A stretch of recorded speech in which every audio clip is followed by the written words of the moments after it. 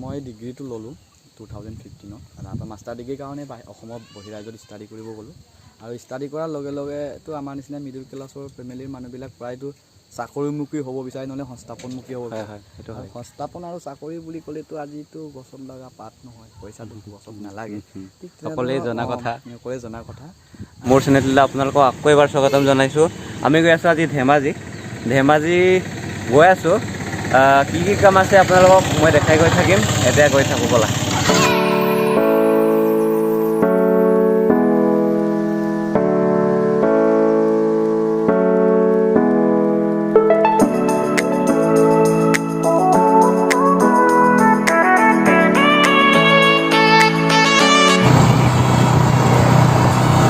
মোৰ লগত গৈ আছে এটা সৰু ল'ৰা, মোৰ ভাইটি।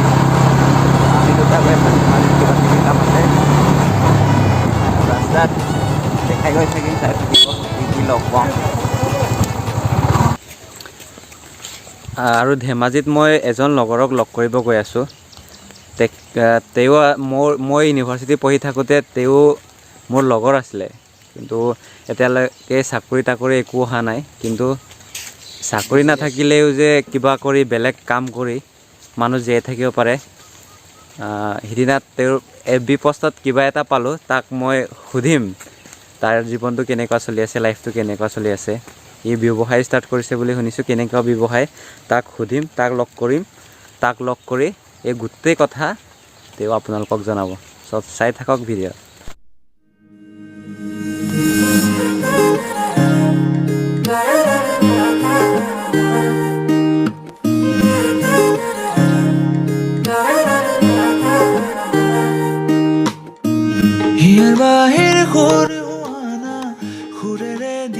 সকল মই অথনি কৈছিলোঁ মই মোৰ বন্ধু এজনৰ ঘৰত যাওঁ বুলি।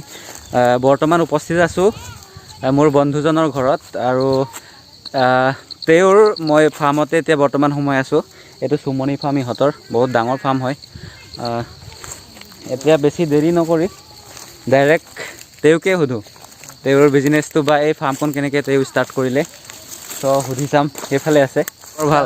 ভালে আছোঁ আৰু এতিয়া আছোঁ মই। বৰ্তমান কিহত ব্যস্ত আছ? বৰ্তমান মই চব্জি খেতিৰ লগতে মুগা অকণমান পুহি আছোঁ ইয়াতে। হয়, বহুদিন হ'ল, বহুদিনৰ মই লগ পাইছোঁ। আৰু এনেকুৱা পৰিৱেশত তোমাক দেখা পাই মোৰো বহুত ভাল লাগিছে সঁচাকৈ। তোমাক মই সুধিম এতিয়া ডাইৰেক্টলি, তুমি কেনেকৈ ষ্টাৰ্ট কৰিলা এইটো কাম কৰিম বুলি? ক'ৰ পৰা তোমাৰ চিন্তাটো ক'ৰ পৰা আহিল? মই মানে আমিতো একেলগে পঢ়িছিলোঁ, এইটোতো তুমি গম পোৱাই ন। আমি যেতিয়া পঞ্জাৱৰ পৰা পঢ়ি অসমলৈ গুচি আহিলোঁ, তাৰ বাহিৰতো কেইটামান কোম্পানীত কাম কৰিছোঁ। কৰাৰ পিছত ইয়ালৈ আহিছোঁ অসমত। মানে কোম্পানীবিলাকত ইণ্টাৰভিউ দিলেও মানে মন পচন্দৰ দৰমহা পোৱা নাযায়। আৰু এইফালে গাঁৱত আহিলেও এনেই হীনমন্যতাত ভোগে, তিনিআলি চাৰিআলিত গৈ আড্ডাত। সেইটোতো হয়, চবৰ জীৱনততো দৈনন্দিন জীৱন আজিতো চলি আছে। আমাৰ অসমৰ প্ৰায় যুৱ প্ৰজন্মই তিনিআলি চাৰিআলি আড্ডাত ময়ো ভুগি আছোঁ। তেনেকুৱা এজন দুৰ্ভগীয়া মানুহ।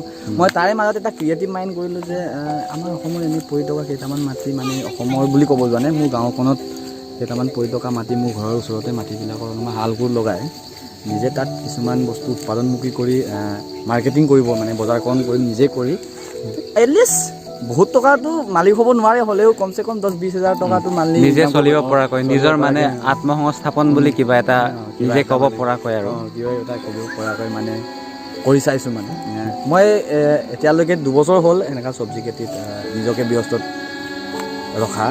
চ' মই ইয়াত ইমান বেয়া পোৱা নাই বাৰু, আৰু ইমান কিবাও হোৱা নাই, লোকচানো মই মুখামুখি মানে আপোনালোকে কৰি চাব চব্জি খেতিত। আপোনালোকে যেনেকুৱা হ'লেও আপোনালোকে লোকচান নাখায়। মোৰ কেইটামান চব্জি কিবা ফাৰ্মিং ষ্টাইলটো অলপমান আপোনালোকক দেখাই দিওঁ। অকল মুগা পুহিলে এইবিলাক বস্তু প্ৰয়োজন হয়। এইটো কিছুমান মানুহে বাটল গুটি ব্যৱহাৰ কৰা হয়, এইটো ধনু বুলি কয় অসমীয়া। আমাৰ মিচিঙত ধনু নাজানো আৰু দেই। ধনু ই আপো ধনু হয়। এইটো অকল এইটো ইয়াত কাৰ নলগাই, গুটি লগাই। বাটৰ গুটি চাহ অঁ শিলগুটি শিলগুটি শিলগুটি নহয় মাটিৰ পৰা এইটো বনাই অঁ মাটিৰ পৰা বনাই আচ্ছা মাটিৰ এইটো পৰা নিজে বনাই। নিজে বনোৱা নিজে তৈয়াৰী কৰা হয় এইটো চাওক এইটো শিলগুটি নহয় ইয়াতে ভৰাই আচ্ছা এইটো কি চৰাই চিৰিকটি চৰাই চিৰিকটি খেদিবৰ কাৰণে আচ্ছা, ইয়াত আচ্ছা। বিভিন্ন ধৰণৰ চৰাই আচ্ছা। আহে মুগা আক্ৰমণ কৰিবলৈ মই আপোনালোকক এটামান চৰাই চিৰিকটিকৰ কাৰণেহে এইটো মাৰিবৰ কাৰণে নহয় এইটো এইটো ভয় খুৱাবৰ কাৰণে। অঁ এইটো শিলগুটি নহয় আচলতে এইটো মাটিৰ পৰা বনোৱা বস্তু হয় চাহ এনেকা কেনেকা লগাই মই দেখুৱাই দিছোঁ ইয়াত এনেকা এই ঠাকুৰ ইয়াত লগালোঁ অঁ ইয়াতে যাব এই পাতত লগাই দিছোঁ এনেকা মাৰিলে মানে চৰাই চিৰিকটিবিলাক ভয়তে গুচি যাব মানে ইয়াৰ যিটো চুমনীয়া সেইটো খাবলৈ নাহে আৰু ন বুলি কয় খেৰৰ পৰা বন্ধা আছে এইটো ইয়াত কণীটো পাৰিব দিয়া হয় চকৰি হোৱাৰ পিছত তাৰপিছত 4-5 দিনৰ 15 দিনমানৰ পিছত এইটো ফুটি যায় ফুটাৰ পিছত ইয়াত গছত লগাই দিয়ে গছৰ পৰা বগাই যায় মুগাবিলাক অট'মেটিক তাৰপিছত কেইদিনমান বগোৱাৰ পিছত এই খৰিকা নমাই দিবৰ কাৰণে এইটো ৰীতি নীতিৰ দ্বাৰা যেনেকৈ এতিয়া প্ৰাৰ্থনা কৰিছে প্ৰাৰ্থনা কৰাৰ পিছত এইটো কৰি দিয়া হয় যে পূজা এটা চলি আছে সেইটো কিহৰ কাৰণে কৰা হয় সেইটো একচুৱেলি আমাৰ প্ৰায় মুগাপালকসকলে জানে বাৰু কিছুমানে আধ্যাত্মিকতাক বিশ্বাস কৰে মুগা এতিয়া খৰিকা পুতিলে খৰিকা পুতাৰ খৰিকা নোমোৱাৰ নামত এটা সকাম শৰাই আগবঢ়োৱা হয় সেই শৰাইটোৰ কাৰণে আমাৰ মিচিং ৰীতি নীতিৰ দ্বাৰা এইটো আগবঢ়াইছে শৰাইটো আমাৰ দনি পল ৰিলিজনৰ পৰা আমি বিলং কৰোঁ তাৰ কাৰণে দনি পল ষ্টাইলত কৰি আছে সম্পূৰ্ণ মিচিং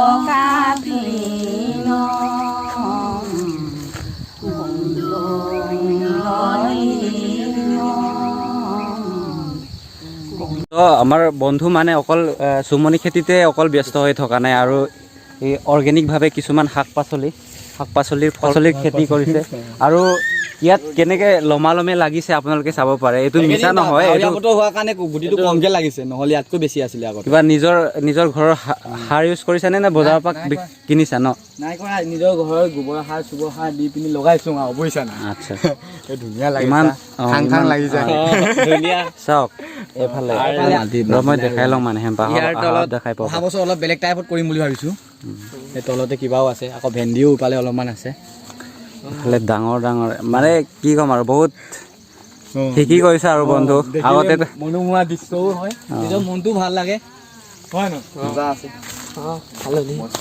হালধি এইবাৰ অলপমান ষ্টাৰ্ট কৰি অহা বছৰ 1-2 বিঘামান লগাম বুলি ভাবিছোঁ মানে এইফালে হালধি এইফালে কি আদা আকৌ ইফালে এইফালে আদা আকৌ এইফালে হালধি আৰু ইফালে কি আছে ফুল আছে ইফালে ভোল আছে আৰু যতীন তোমাৰ পৰা এটা কথা সুধিম তুমি এইবিলাক কৰি মান্থলি ইনকাম কিমানকৈ কৰ এতিয়ালৈকে কিমান টকা উপাৰ্জন কৰিছ মান্থলি মানে চব্জি খেতি কৰিতো মান্থলিটো এনেকৈ এপ্ৰক্সিমেট কিবাটো ভেলুটো ক'ব নোৱাৰি হ'লেও চলিব পৰা হৈ যায় 4,000-42,000 মান হৈ যায় উইকলি নে মান্থলি উইকলি হৈ যায় মানে উইকলি হ'লে মানে কিমান হয় গতিকে চাকৰি কৰাতকৈ এইটো কৰাই ভাল বুলি ক'ম এতিয়া নিজেও ভাল খাদ্য খাব পায় সেইটোতো হয়েই তাৰপিছত মানি প্ৰব্লেম যে থাকে মানুহৰ এইবিলাক চল্ভ হৈ যায় কিন্তু আৰু যতীন তোমালৈ এটা লাষ্ট কুৱেশ্যন কৰিম তোমাৰ উচ্চাকাংক্ষা বেলেগ আছিলে নেকি আৰু বেলেগ ইয়াতকৈ কিবা এটা বেলেগ কৰিব পাৰিম বুলি নিজৰ ওপৰত বিশ্বাস আছিলে নেকি আৰু এইটো কৰি তুমি বৰ্তমান কিমান সুখী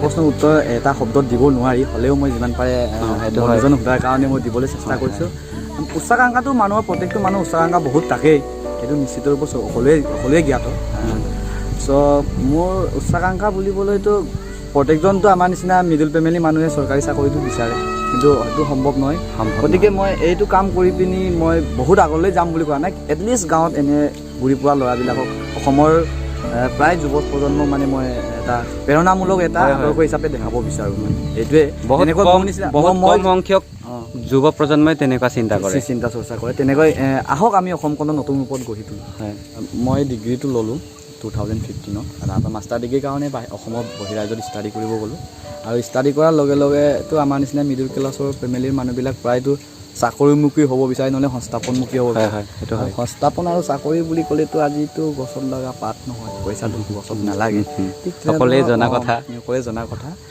তেনেকৈ মানে এতিয়া এইবিলাক কামৰ মাধ্যমেৰে আৰু মই এতিয়া প্ৰস্তুতি চলাই আছোঁ বিভিন্ন APSC UPSC এক্সাম এতিয়াও মোৰ আহি আছে কিন্তু তাৰ কাৰণে COVID-19ৰ কাৰণে 2বাৰমান হ'লে APSC ফেইল কৰা UPSC এবাৰ হৈছে আৰু IPBS দি আছোঁ, IPBSও ফেইলাৰ হৈ আছোঁ। ফেইলাৰৰ মাজে মাজে মোৰ খেতি পথাৰ কৰি চলি আছোঁ আৰু ভৱিষ্যতেও মই এজন ভাল মানে কিবা এটা কৰি দেখুৱাম। ভৱিষ্যতে যদি মই চৰকাৰী চাকৰি বা অন্যান্য কোম্পানীতে হওক বা ভাল এটা ৰেপুটেড কোম্পানীতে হওক, যদি মই ভৱিষ্যতে যদি মই তাত আত্মনিৰ্ভৰশীল হৈ গ'লেও মোৰ এই মানে বাৰীৰ সৰু সুৰা কামবিলাকৰ লগত ব্যস্ত হৈ থাকিম বুলি মই দৃঢ় প্ৰতিজ্ঞাবদ্ধ। আৰু এইটো চিন্তাত মই সঁচাকৈ শলাগ মানিছোঁ।